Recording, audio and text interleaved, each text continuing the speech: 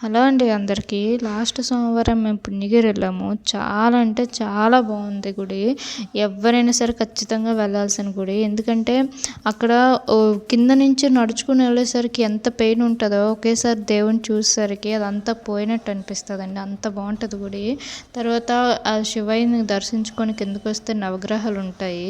అక్కడ ప్రతి గ్రహం శిలగా ఉంటుంది. మనం దర్శించుకోవడం వల్ల ఏంటంటే మనకి ఏదైనా అంటే గ్రహాల వల్ల ఏదైనా ఇబ్బంది ఉంటే పోతుంది.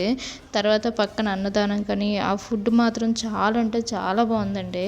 ఆ పక్కన కిందకి వస్తూ మెట్లు దిగుతూ కిందకి వస్తూ ఉంటే వాటర్ ఫాల్ లాగా శివలింగం మీద పడుతూ ఒక వ్యూ ఉందండి. చాలా అంటే చాలా నచ్చింది నాకు వ్యూ మాత్రం.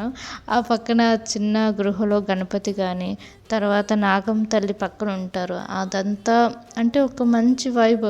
మంచి చూడడానికి వెళ్ళాలి, దేవుని దర్శించుకోవడానికి మంచి ప్లేస్ కావాలంటే ఖచ్చితంగా పుణ్యగిరికి వెళ్ళాలండి. అంత బాగుంది. వాటర్ ఫాల్స్ కానీ అంతా చాలా బాగుంది.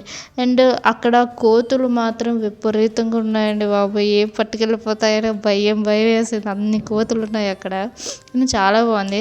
కిందకు వస్తే వెంకటేశ్వర స్వామి గుడి ఉంది. ఖచ్చితంగా అక్కడికి వెళ్ళిన తర్వాత వెళ్ళండి, చాలా బాగుంది. పద్మావతి అమ్మవారు తర్వాత గోదామాత అమ్మవారు ఉన్నారు.